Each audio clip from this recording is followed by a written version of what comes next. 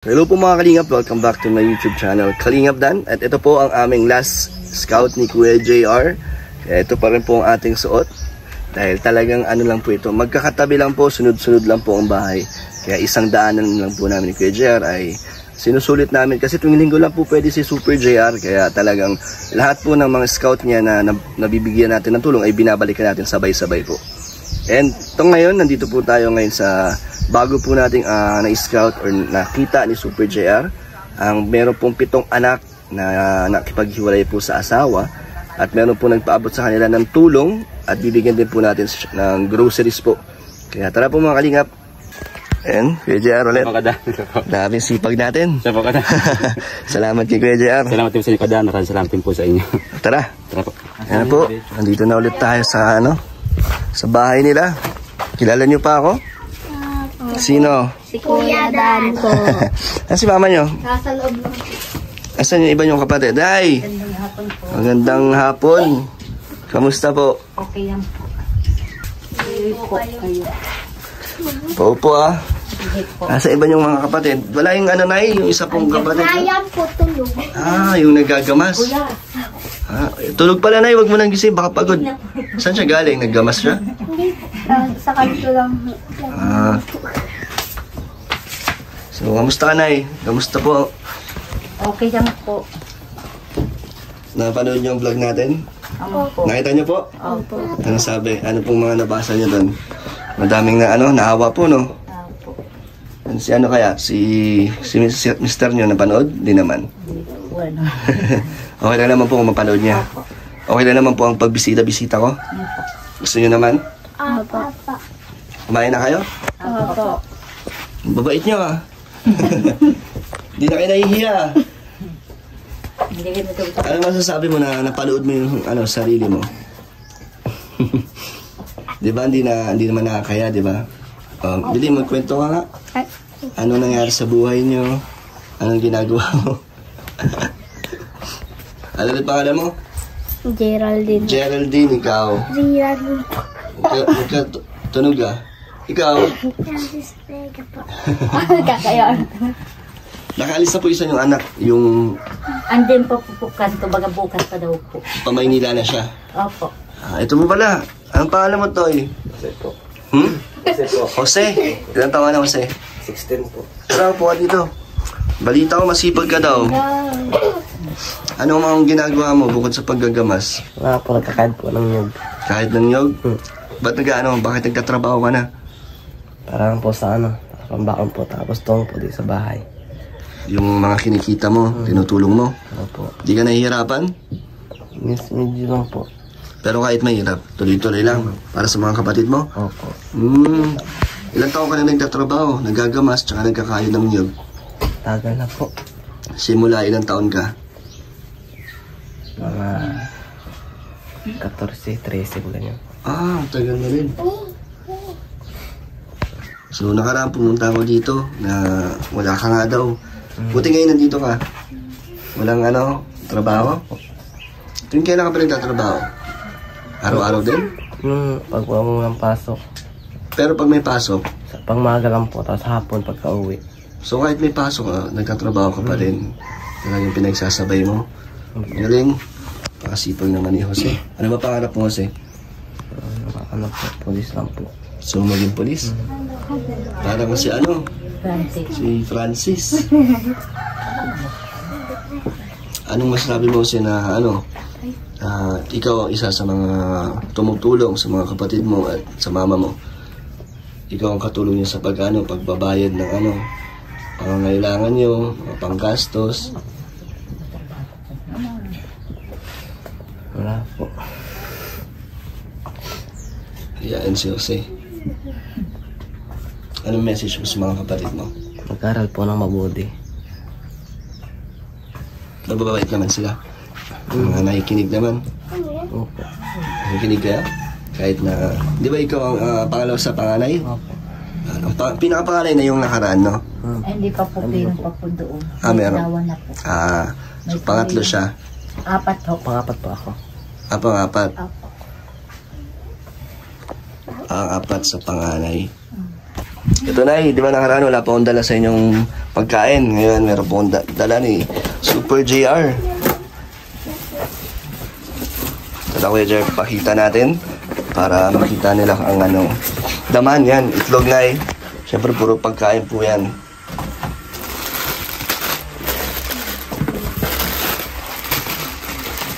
Ayan, mga noodles. Nanay, makakatulong po yan sa pang-araw-araw nyo. Siyempre, meron din 5 kilong bigas. At may gatas po. Sino nagagatas po dyan? Ikaw? Ayan. Ito na yun. So, napakaraming dilata po na ito. Yung mga gagamit po sa pangkain nyo araw-araw. Kaya amat po, sino po tulong. Kaya amat tumutulong na po. Malaking tulong na po yan. Ikaw, ano, Jose? Kaagising lang kasi ni Jose. Meron din po kasi nagpapaabot sa inyo na yun ng tulong na nakanood. At ito, alam niya po magpabanggit ng pangalan. Pero salamat po sa 2,000 para po sa inyo. Yan, meron ng nagpaabot niyan. May sponsor po yan. Ano so na, nagtinda na kang maruya kanina? Opo. Ang aga, ano oras po? Maga po, alas 7 ganyan. Alas 7 ka nagsimula magtinda. Ang aga, di ba? Anong po yan? Pang merienda? Merindahan at umagahan po, pwede. So naubos agad. Anong oras pa lang po? Nung naubos. 10:30 po na po kami tinda. Nialako niyo po yan o may pwesto po kayo? May kanto po. Di amoy niya po. Di malakas pala. Araw-araw po yung mamaruya. Kamusta naman ang ang bentahan sa maruya? Okay naman po. Gano'n pong kita? Ano po nung may... ako yung po babantay, ako nung luluto po, po ano po hunan, yung amo niya po. Sila namumuhunan. So kayo ang taga Kaya mo po, ako yung po aayawan. Arawan? Po. Magkano po arawan niyo yan? 200 po. Pwede na, kasi saglit lang po eh. Pagkatapos magtinda, pag naubos, uwi na? Uwi na po, dito naman po. Ang galing pala, no? So, di ba naglalaba rin po kayo, Nay? Kanina po, hindi po yung dahil tabi ba, brown out. May brown out po? Hindi naman baga po tuyo. So, hindi kayo nakapaglaba? Ba't nag-washing machine kayo sa paglalaba po? Meron po pala. Ito, washing niyo po yan? Hindi po, doon po. Doon sa may-ari ng papalabahan niyo. So, kaya hindi natuloy kasi sabi mag-brown out. Sayang, paano yan? Ay, tunod ayaw nang po. Sunod na lang. Kasi bakit mo naisip na ikaw ang maging isa sa mga tumayong bilang kapatid at tatay din ng mga kapatid mo? Kasi di ba wala na kayong papa, hiwalay na sila? Ano po? Anong masasabi mo doon? Ano po, buhayin niya po ang sarili niya. Buhayin niya yung sarili niya? Galit ka rin ba sa papa mo? Hindi po. Hindi naman. Tumutulong ka rin sa papa mo, sumusuporta ka din. Minsan po. Pero mas priority mo mga kapatid mo. Opo. Bakit tingin mo kung di ka ba magtatrabaho? Walang bubuhay sa inyo? Baka po mahirapan pumayaan si mama. Parang sasaluhin niya lahat. Sinabihan ka ni mama mo na magtrabaho ka or kusan loob mo lang? Hindi po, wala ko po. Talagang Okay. naisip mo lang talaga yung pamilya mo. Buti hindi mo naman hinahayaan lang sila. Bahala na lang kung ano mangyari. Hindi naman. Ano ba pangarap mo sa mga sa mga kapatid mo? Gusto mo bang umasenso din sila? Na marating ang kanilang pangarap? Opo. Wala ka pa namang girlfriend? Wala po. Hindi mo ba iniisip yan? Hindi po. Ay, maganda ang init ngayon Wala kang mga dito? Sinasampay? Ayun po. Saan? Ayun po. Sa inyo to? Opo. Sino po mga madalas na nagtutupi? Ito po, dalawang babae ko po. Silang gawain nila yan. Kukunin na natin yung sampay, ate.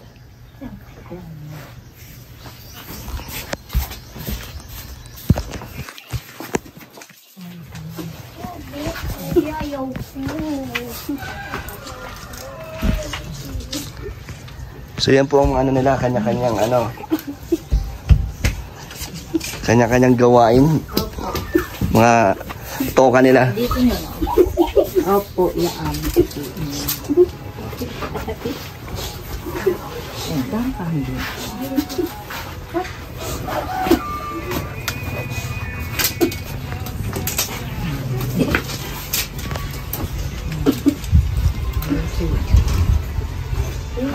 So masaya naman kahit na simple lang ang buhay, no? sa may mga anak nyo. Ay, ginagawa nyo pag linggo na eh, ngayong linggo. Mamaya po, titimba po kami. Sisimba po kayo mamaya.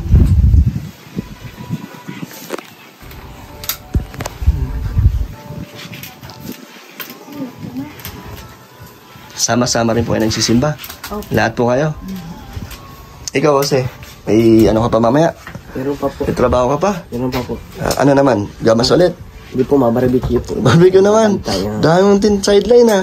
Bantay lang po. Bantay-bantay lang. Iisa lang yung may-ari niyan. Bait naman ng may-ari, no? Na ang dami niya binibigay sa yung tulong na trabaho. Hindi naman mabibigat. Kayang-kaya naman. Galing, napakasipag ni Jose. Bis magtupi ah. So sinasama mo rin sila na ipang naglalaba ka sa bayan. Opo. Talaga? Tinutulungan ka talaga nila? Pag wala silang pasok. Opo. Kasi lahat naman po sila nag-aaral, no? Sabado na hindi lang po. Sabado linggo lang. Ikaw kasi anong mga kailangan mong gamit sa school? May mga, ano ka pa? Damit, sapatos, Ano lang po, pag dito bag. Ano mga kailangan mo? Gamit lang po na pang-service baga po sa pagpasok. Ano? Service lang po pagpasok. Bisikleta? Ba't malayo ba school mo? Minsan pa po. Sa Vinsons? Sa sentro? Opo.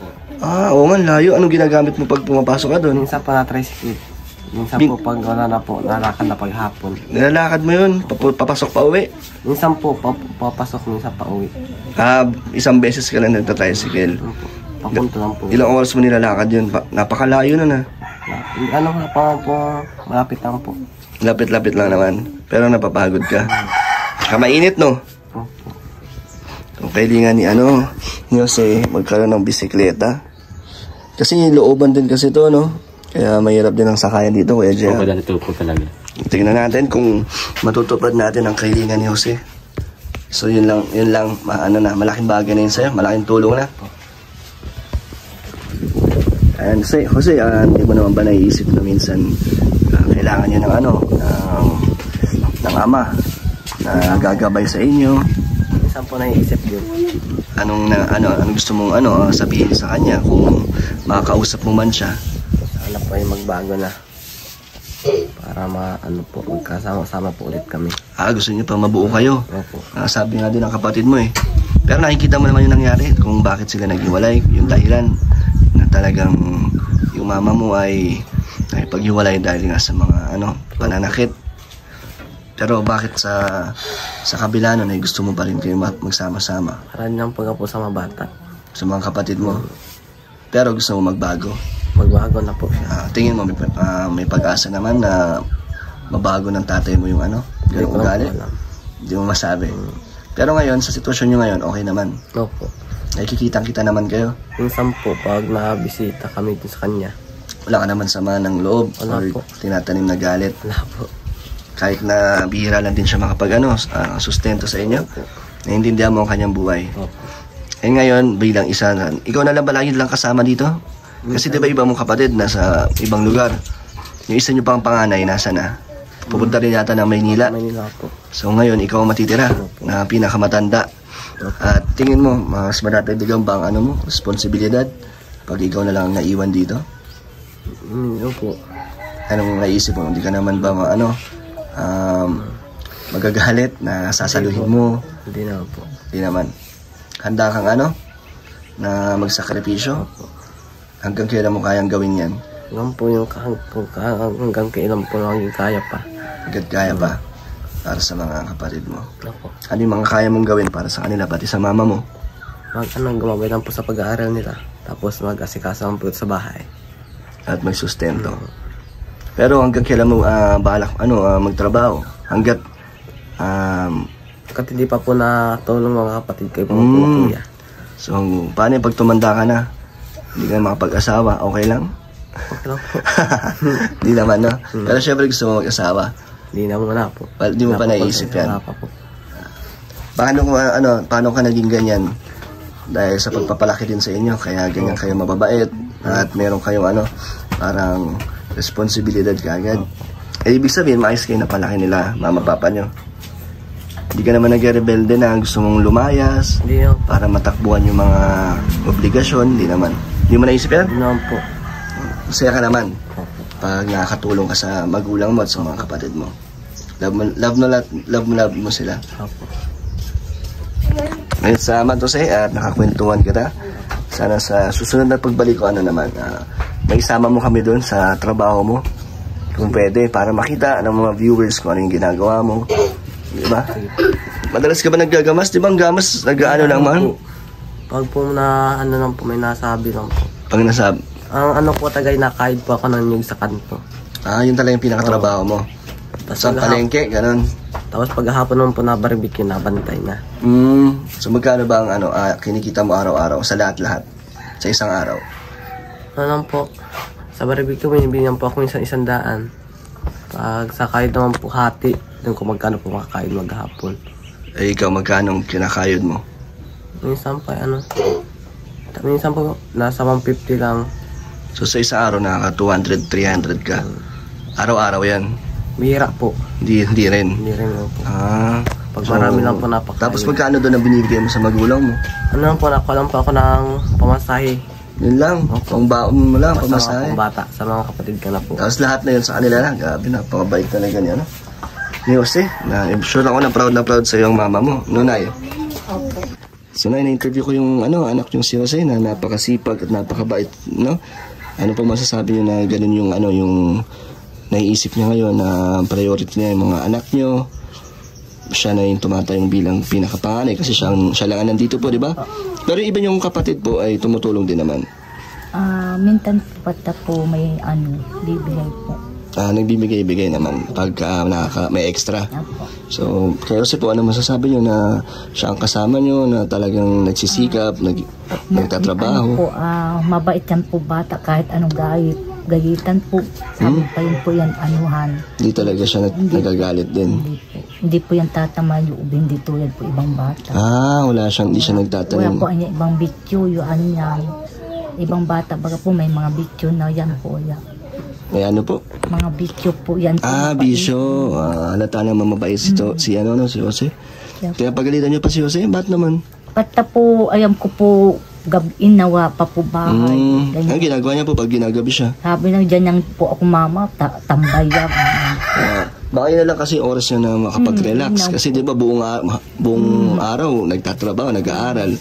Yun po yun na yan po ang kaminta po kahit po anong gadget ko. Tatawahan lang po ako, mama, wag ka ng gadget, ganyan lang po. Basta di ba, wala naman pong bisyo. Wala po. Papahinga lang, nag-relax lang, baka nanliligaw. Hindi daw. Pero mahal na mahal po yan sila. Pantay-pantay naman po. Hanggang po kahit sa tubo ko na po pagkain mga anak ko na po. Para po. Swerte mo rin na napakabait ng mga anak niyo katulad ni Jose na talagang ang iniisip niya lang na makatulong sa inyo at sa mga kapatid niya. Galing. Maayos mo po silang napalaki na Pati po hindi ko po nimutan, wag nung babayaan po ayay niya. Basta matupad nila yung mga pangarap nila.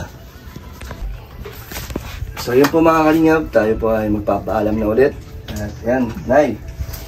Salamat po ay bigay ko yan. Kuya yan. Salamat po ng mga pamilya ko. Salamat po ng bibigay 2,000. Yan, thank you po sa nagpabot ng 2,000 po para kila Nanay. Kayo, ano gusto nyo sabihin sa mga supporters at viewers ng Kalingap? Salamat po. Ay, salamat po. Ikaw, si. Ay, salamat po, Kalingap Dan. And so mga Kalingap, sa mga gusto po magpabot ng tulong, message po sa Facebook page Kalingap Dan. At ang request ni Jose ay bike, no? So, yun, pagdasal nyo na may blessings tayong matupad para sa inyo. Sige po, bye-bye po mga Kalingap. Bye po. Ayan, ito na ating huling misyon ngayong araw, Kuya Jar, sa susunod ulit. Siya po, Kadan. At ang mga susunod kong plano ay gusto ko na, Kuya Jar, ay ikaw na ang maging isa sa karpintero. Yung parang ikaw yung magmamanage. Siya po, Kadan. Para talagang yung tiwala at alam ko na yung mga materyales ay talagang pulido. Siya po, Kadan. Maraming salamat po sa inyo, Kadan, sa sobrang pagtitiwala po sa akin, sa kay Kalinga Prab po, kay Kaban. Maraming salamat po talaga sa lahat ng Kalinga po. Salamat Kuya Jer. Lahat ng mga beneficiary ko ngayon ay nanggaling sa'yo. Siya po kadang kasi sarap din pala po yung makatulong kasi kapwa tao na agay ko rin po mahirap na nakakita mo na tinutulungan po ninyo kada ng Kalinga po na sitwasyon po ng katayang ng buhay po nila katapaano po na bibigyan po ng tulong kada. Salamat Kuya Jer. Ito, salamat din po kada. Onting maraming salamat din tulong sa iyong pagsama sa akin. Salamat talaga sa po ngayon na di ba akalain na ganda po ngayon 500. Siyempre nagamit ko ang oras mo kaya ayun, salamat din. Thank you Kuya Jer. Salamat po kayo, ingat po kayo kadan ha, ingat po kayo palagi.